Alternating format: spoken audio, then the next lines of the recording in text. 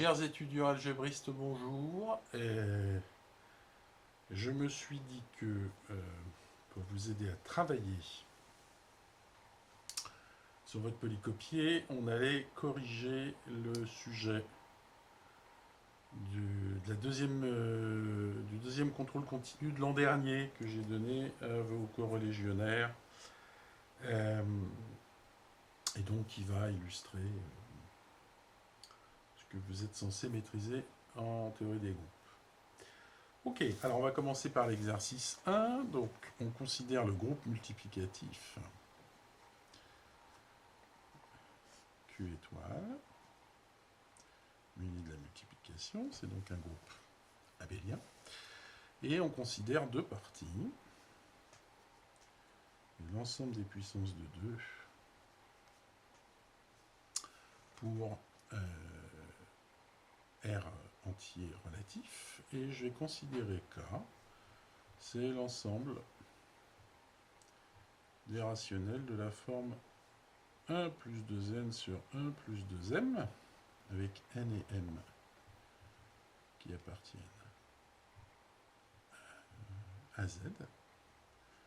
Et vous remarquez que cet ensemble, donc quand n va dans z, ça parcourt tous les entiers impairs relatifs, et ça tous les entiers impairs, donc vous pouvez l'écrire sous la forme, c'est l'ensemble des fractions de deux nombres entiers impairs relatifs. Très bien. Alors on vous demande de montrer que H et K sont des sous-groupes. Alors le premier, H, vous voyez que c'est exactement, je vous renvoie à votre cours, le sous-groupe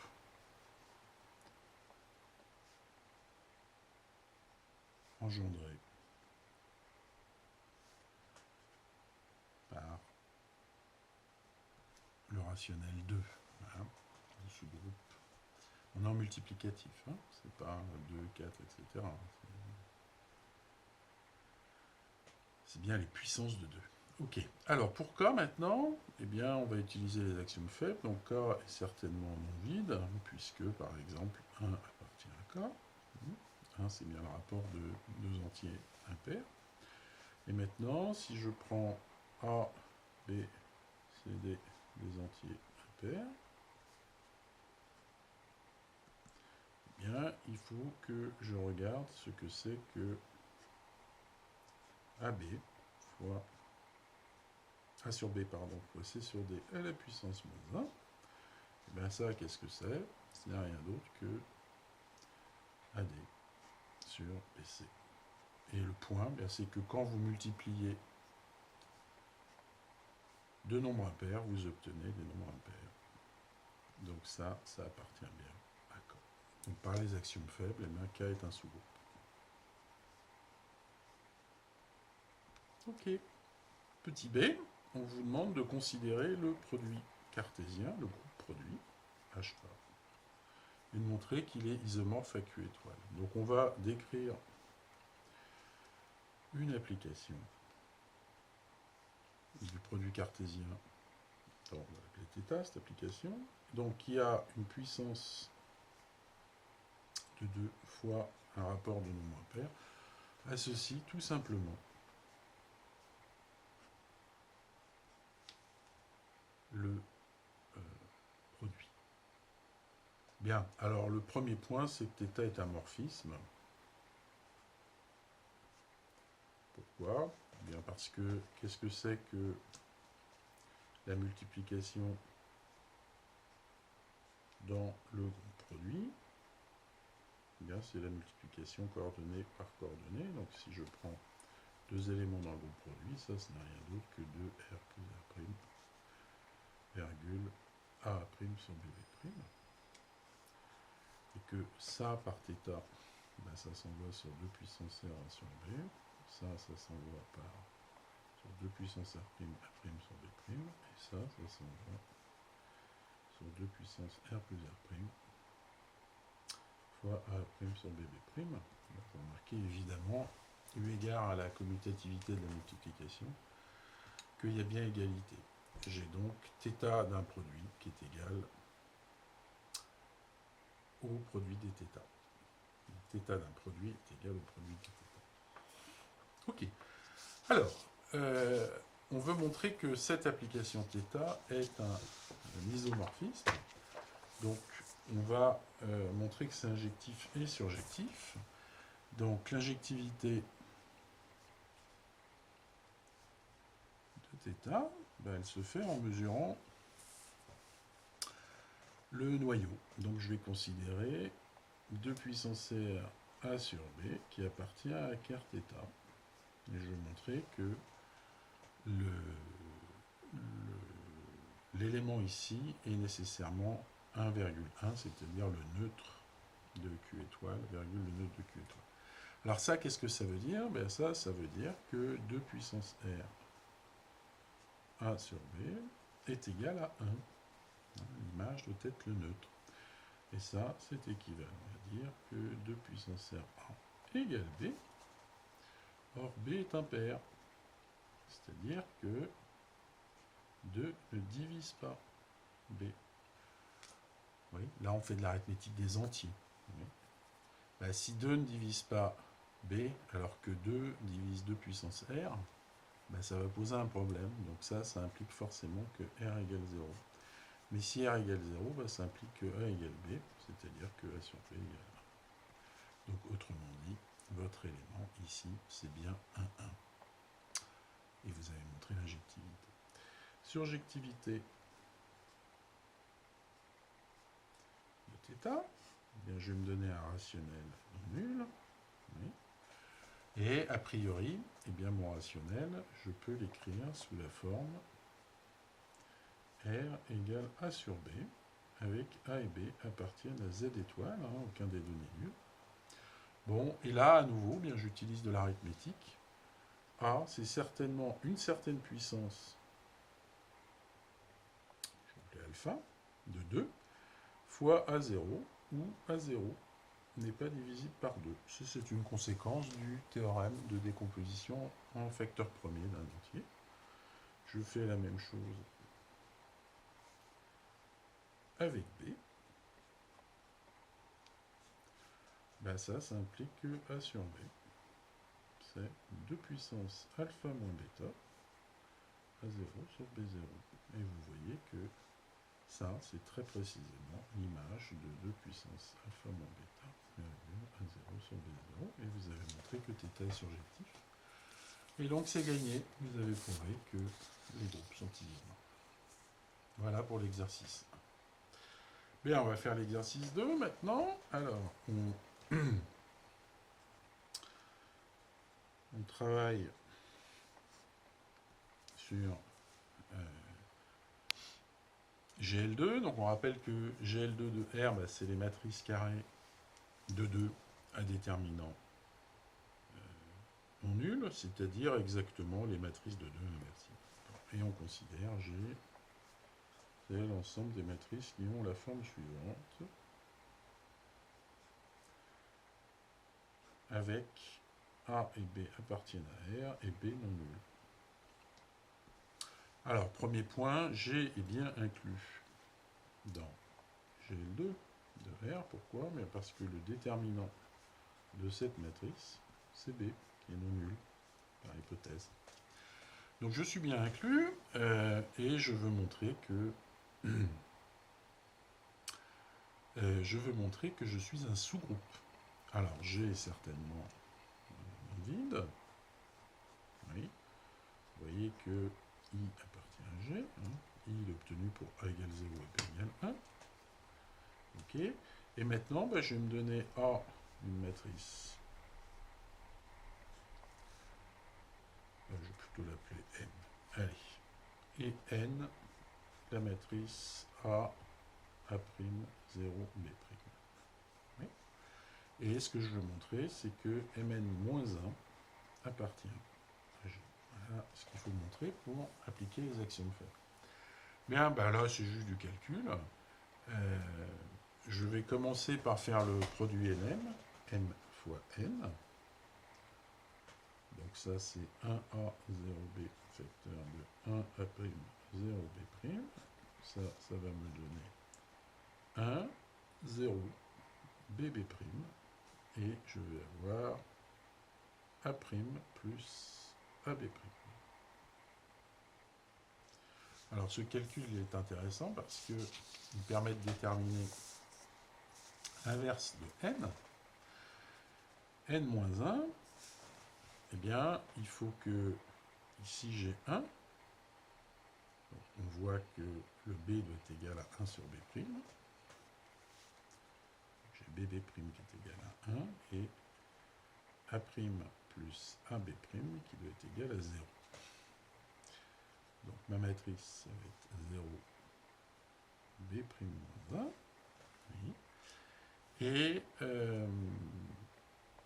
résoudre ça, eh bien, c'est poser que A va être égal à moins A', b' moins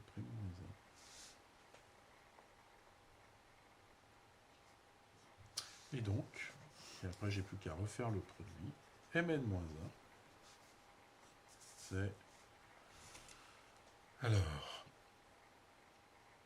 1, 0, j'ai b fois b' moins 1, b' moins 1, et ensuite j'ai alors a b' moins 1 moins a'.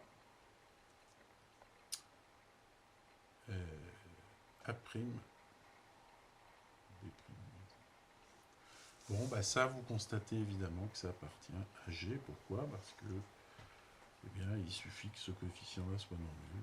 Vous avez bien une matrice régionale. Donc, vous venez de montrer que G, eh bien,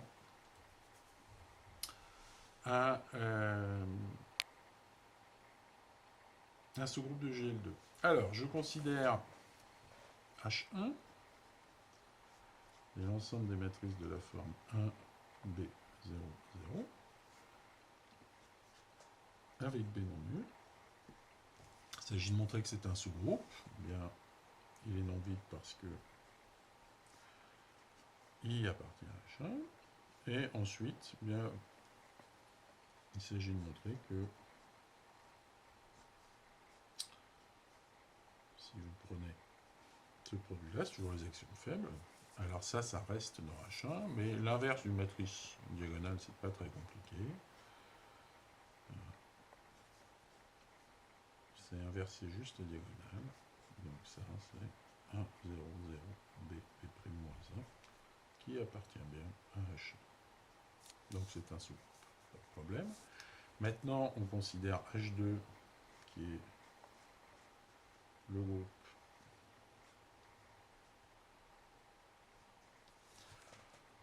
des trigonales supérieures dont la diagonale vaut 1. Eh bien, vous voyez que... Alors, je peux me servir des équations que j'ai trouvées avant, hein, pour calculer l'inverse. Alors, excusez-moi, j'ai oublié le premier axiome. H2 est non vide car I appartient à H2. C'est obtenu pour égal 0. Et si j'inverse ça, eh bien, vous voyez que l'inverse de cette matrice-là, c'est 1, 1, 0, moins A'. Oui. Donc ça me vaut 1, 0, 1, moins A'. Ça me fait donc A moins A'. Oui, qui appartient bien à H2. Et donc, conclusion, ben, j'ai bien un sous-groupe. Alors, ce qui va nous intéresser, c'est... bien sûr la question de savoir si ces groupes sont distingués ou pas. Alors on vous demande de montrer que H2 est distingué dans G, mais que H1 ne l'est pas. Alors on va peut-être commencer par... oui, on va commencer par H2, donc dire que c'est distingué, c'est dire que si je me donne une matrice quelconque dans G, donc je vais l'appeler 1, alpha, 0, bêta, que je la multiplie avec n'importe quelle matrice de H2, donc par exemple 1A, 0, 1, et que je la multiplie par l'inverse de cette matrice, mais l'inverse de cette matrice, on l'a calculé ici, c'est 1 moins alpha, bêta moins 1, 0 et bêta moins 1. Mais il faut vérifier que ce produit-là, donc, quel que soit alpha, bêta, A, avec bêta non nul, vous voyez, ça appartient à H2. C'est exactement dire que c'est distingué. Bon, bah, je fais mon produit, je ne me pose pas de problème, je commence par ce produit-là, ça me fait 1, 0, donc A plus alpha, fois bêta, et puis il me reste ce produit-là, 1, moins alpha, bêta moins 1, 0, bêta moins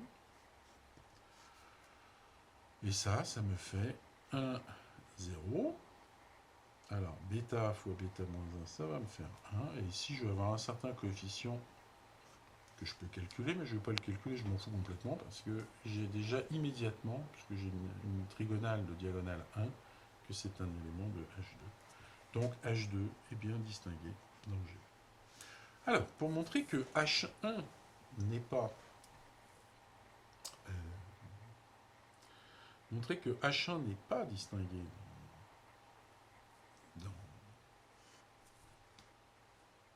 montrer que H1 n'est pas distingué dans G, pardon, c'est trouver une matrice ici, et une matrice, c'est il existe alpha, bêta, donc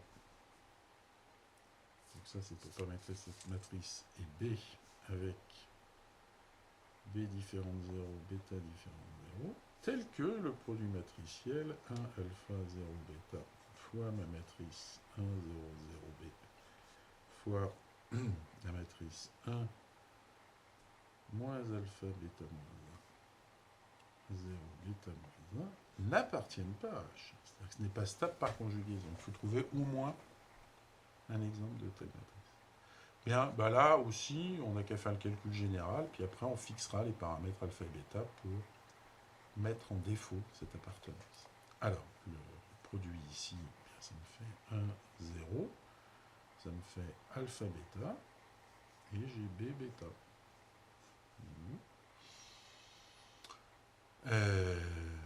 Fois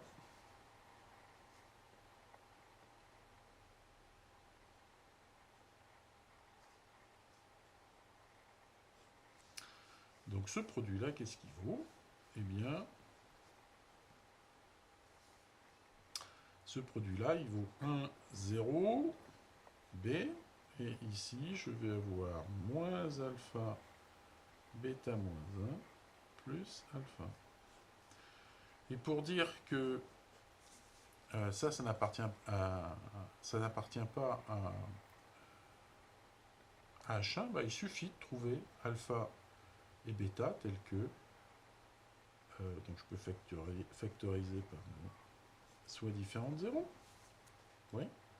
Donc par exemple, bah, qu'est-ce qu'on va prendre? On va prendre, vous voyez que si bêta égale 1, bah, c'est gagné. Ça vaut 0. Donc il suffit de prendre bêta non nul. Donc je vais par exemple prendre alpha égale 1. Et puis bêta égale 1,5. Voilà, tout bêta différent de 1. Et j'aurai bien cette équation-là qui me montre que H1 n'est certainement pas distingué dans G.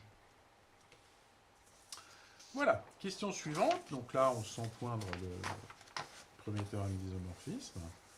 Hein, on considère l'application de G dans R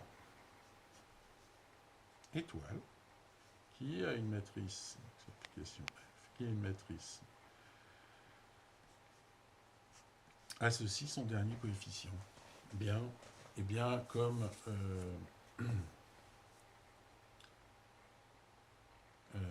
alors, quelques remarques. Le premier point, c'est que F est un morphisme. Pourquoi? Bien parce que 1A, 0B, donc là c'est le calcul qu'on a fait dès le début, hein. 0B', c'est la matrice 1, ici un certain coefficient, 0 et BB'. Et donc vous voyez que F de deux éléments, c'est bien le produit. Donc F est un morphisme. Deuxième point, F est certainement surjectif. Pourquoi? Bien parce que pour tout B réel non nul, je peux considérer la matrice 1B par exemple. Donc ça, il n'y a pas de problème. Et ce qui va m'intéresser, c'est le noyau, car de F. Donc j'ai 1A 0B appartient à car F. Si et seulement si B égale 1. C'est-à-dire, si et seulement si, cette matrice est une matrice de la forme, que je vais appeler M, de la forme trigonale supérieure avec une diagonale 1, c'est-à-dire autrement dit, appartient à H2. Donc le noyau de F, c'est exactement H2. Et là, vous retrouvez immédiatement, on a fait le calcul avant, mais vous retrouvez immédiatement, je rappelle qu'un noyau, c'est forcément distingué. Donc vous retrouvez immédiatement le fait que H2 est distingué. Bon, le premier théorème d'isomorphisme, il vous dit quoi?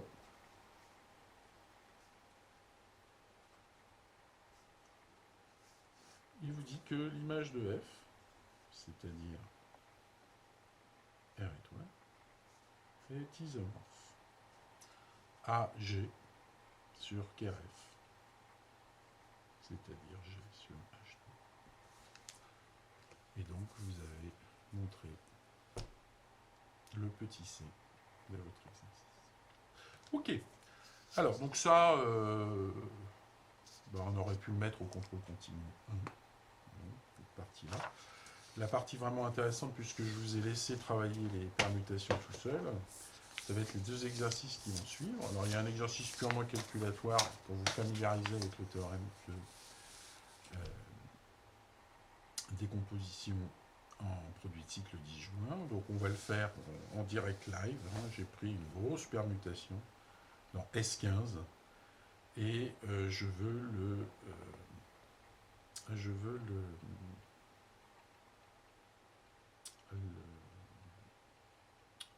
calculer l'ordre de sigma, et calculer une certaine puissance élevée, 2006. Probablement qu'en 2006, j'ai dû poser cet exercice. Voilà. J'ai pas dû changer les choses. Peut-être que j'ai changé les choses pour que ici, il y ait un petit calcul arithmétique à faire, que ce ne soit pas complètement trivial. Alors, regardons. Donc, comment cherche-t-on la décomposition en produit de cycle? On regarde les sigma orbites. Donc, on commence par la sigma orbite de 1. Bien, la sigma orbite de 1, je le fais directement sur le dessin. Voilà. Donc, j'ai 1. J'ai 1 qui donne 7. 7 qui donne 10. 10 qui donne 1. Donc, la sigma orbite, c'est 1, 7, 10. Formidable. Ensuite, je passe au suivant qui n'est pas entouré, par exemple le sigma orbite de 2. Alors, même chose, j'ai 2 qui s'envoient sur 15, 15 qui s'envoient sur 8, donc je vais l'écrire 2, 15, 8. 8 qui s'envoie sur 9. 9 qui s'envoie sur 11. Et 11 qui s'envoie sur 2. Voilà ma sigma orbite. Ensuite, je prends la première qui n'est pas considérée. On va avoir la sigma orbite de 3. Donc 3 donne 14. 14 donne 12. Et 12 donne 3. Très bien. Je prends la suivante. Oméga de sigma de 4. Bien, 4 donne 13. 13 donne 5. 4, 13, 5. 5 donne 6. Et 6 donne 4. Donc je m'arrête là. Alors, je me suis trompé quelque part. Oui, j'ai oublié d'entourer celle-là. 11 donne 2 qui venait de cette sigma orbite-là. Conclusion, j'ai 4 sigma orbites qui sont décrites ici. Donc le théorème vous dit que sigma, ça va être le produit des cycles qui commutent, puisqu'ils sont un support disjoint. 2, 15, 8, 9, 11, 3, 14, 12, 4, 13, 5, 6. Voilà pour la décomposition en produits de cycle à support disjoint. Je répète, les produits commutent. Et donc on sait que l'ordre de sigma, alors,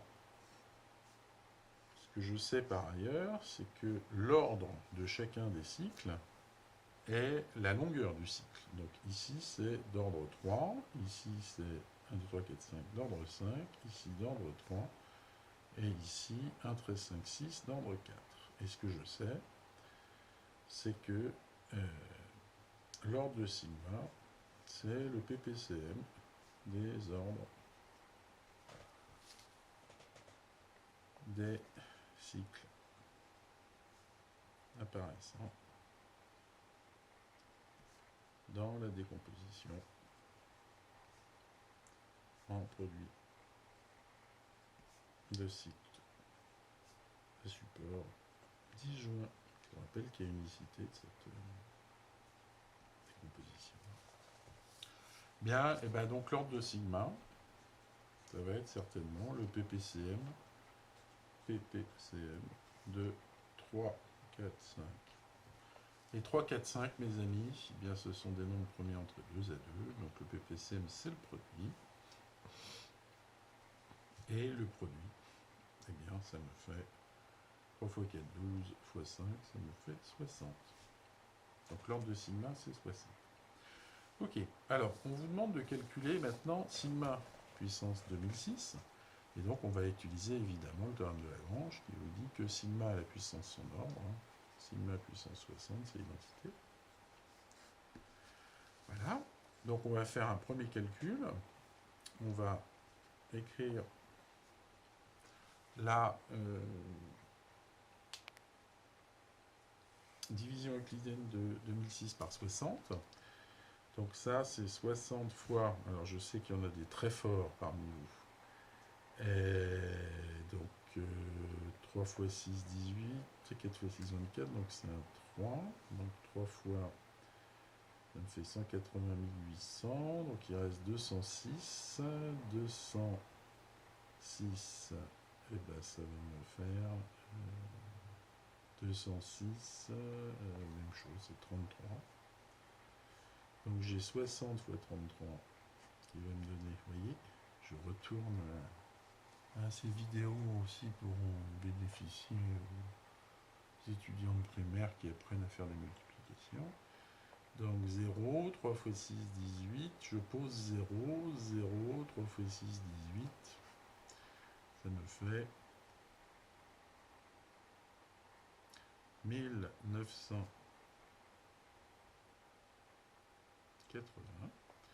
Et donc il me reste 26.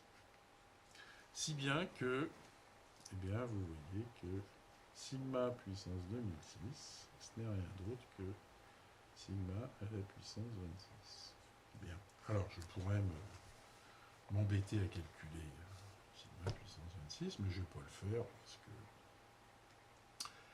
mes cycles sont un support disjoint, donc ils commute 2 à 2. Donc en fait, il suffit de regarder, donc ça je vais l'appeler, je vais leur donner des noms, hein, gamma 1, gamma 2, gamma 3 et gamma 4. Donc ça, c'est rien d'autre que gamma 1 puissance 26, fois gamma 2 puissance 26, fois gamma 3 puissance 26, tout ça commute. Hein. Bon, et là je vais utiliser les ordres. Hein. On va commencer par gamma et gamma 3, gamma et gamma 3. Donc je vais diviser par 3. 26, c'est 3 fois 8, 16, 24. 3 fois 8, ça fait 24, plus 2. Donc du coup, gamma puissance 26, eh bien c'est gamma au carré. Et gamma 3 puissance 26, c'est gamma 3 au carré.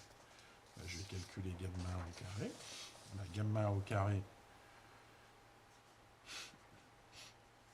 ça envoie... Alors, gamma envoie 1 sur 7 et 7 sur 10. Donc gamma au carré envoie 1 sur 10 et envoie 10 sur 7. Même chose pour gamma 3 au carré. Ça envoie 3 sur 12 et 12 sur 14. Voilà pour ces deux-là. Alors ensuite, on va passer à gamma 4. Donc il faut que je fasse la division euclidienne de 26 par 4, donc c'est 4 fois 6, 24, donc plus 2.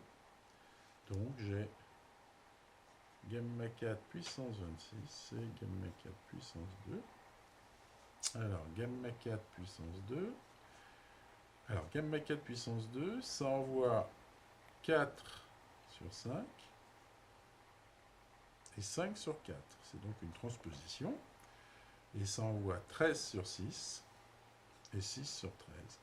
C'est donc le produit de deux transpositions, toujours à support disjoint, bien sûr.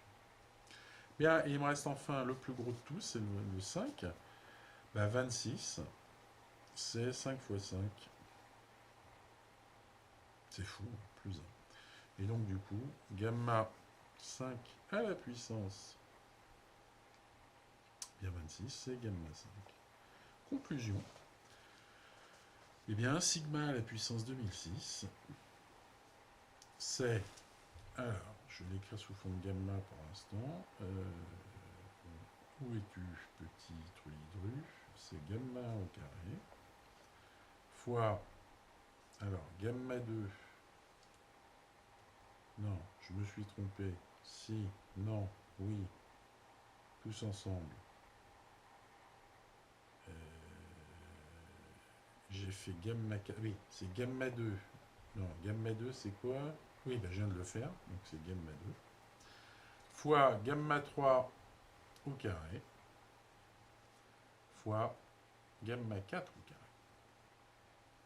Oui. Alors, si maintenant je vais l'écrire, j'obtiens que des cycles à support disjoint. Donc, je peux, je les ai calculés. J'ai 1, 10, 7, facteur de gamma 2, donc le gros cycle, 2, 15, 8, 9, 11, facteur de gamma 3 au carré. Gamma 3 au carré, c'est 3, 12, 14, et fois les deux cycles que j'ai, les deux transpositions que j'ai là.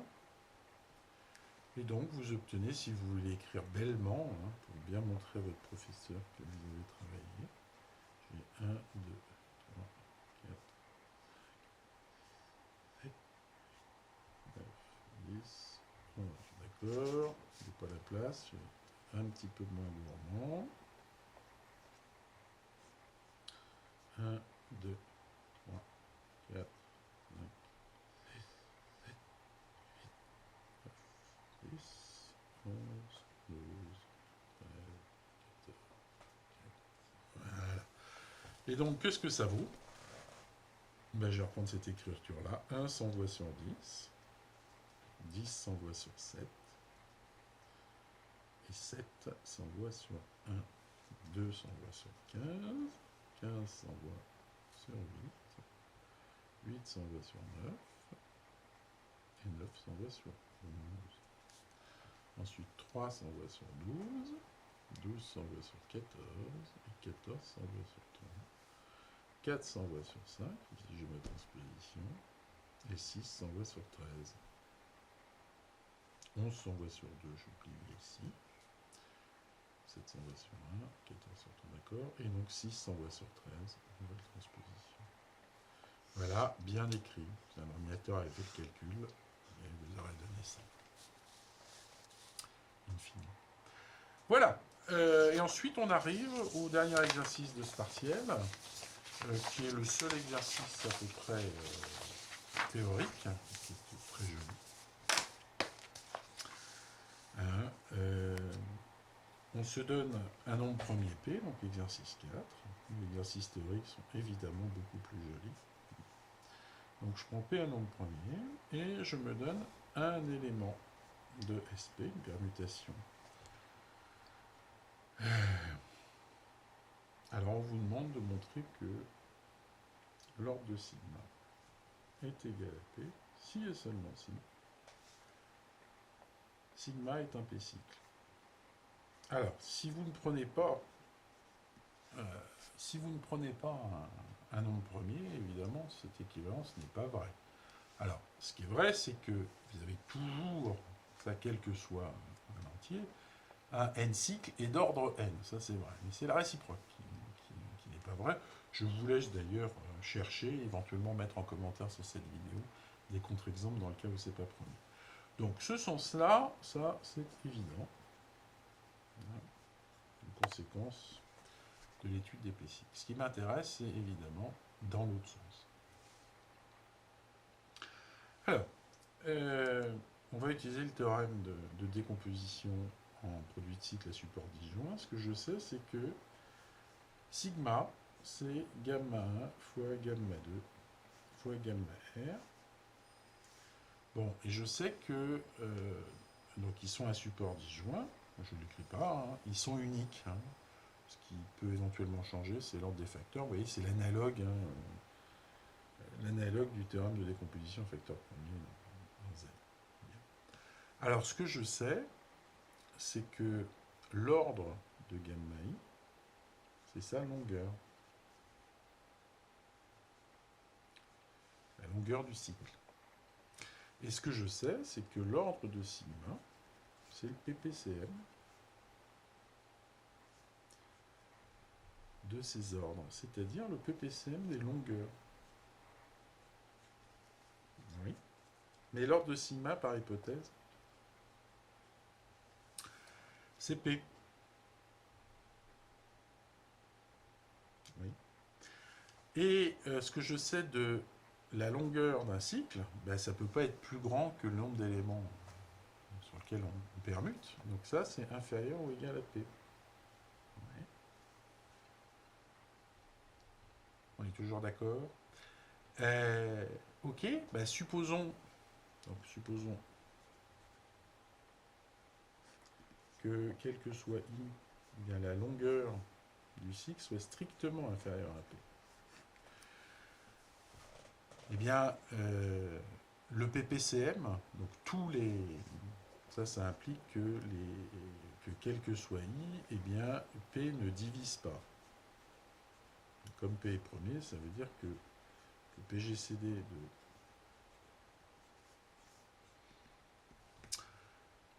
de P et de L de gamma I est égal à 1, mais ça implique que P ne divise pas, du coup, comme une application du théorème de Gauss, le PPCM des longueurs. Et donc ça, c'est absurde parce que ce PPCM, il vaut précisément. Donc, qu'est-ce qui est absurde? C'est d'avoir supposé ça. Donc, il existe un I tel que la longueur de gamma I soit égale à P. Mais si la longueur de gamma I est égale à P, c'est-à-dire que gamma I, il travaille sur tout un P, ben, ça implique que R égale 1. Pourquoi? Bien parce que je vous rappelle que les supports, on va l'appeler I0, hein, les supports de gamma I intersectés avec le support de gamma I0, il est vide. Quel que soit I différent de I0. Oui, mais comme ça, c'est tout un P, et que ça, c'est inclus dans un P, ben, ça va être difficile d'avoir cette condition-là. Donc ça veut dire qu'il n'y a pas de I différent de I0, donc ça veut dire qu'il n'y a qu'un seul indice. Et donc sigma égale gamma de I0 est bien un cycle. Et c'est un P-cycle puisque la longueur, comme elle a été montrée, est P. Voilà, je reste évidemment à votre disposition par mail et par commentaire sur YouTube si vous voulez. Si vous voulez d'autres compléments, j'essaierai de poster d'autres vidéos d'exercices sur le groupe symétrique, puisque c'est ce que vous aviez à travailler pendant ce confinement. J'espère que tout va bien pour vous, que vous avez bien bossé en analyse complexe. Et donc je reste évidemment à votre disposition pour toute question sur Internet. Voilà, bonne journée à vous tous. Soyez prudents, travaillez bien, et dans l'espoir d'avoir de vos nouvelles, je vous prie, Madame, Monsieur, d'agréer l'expression de mes sentiments distingués.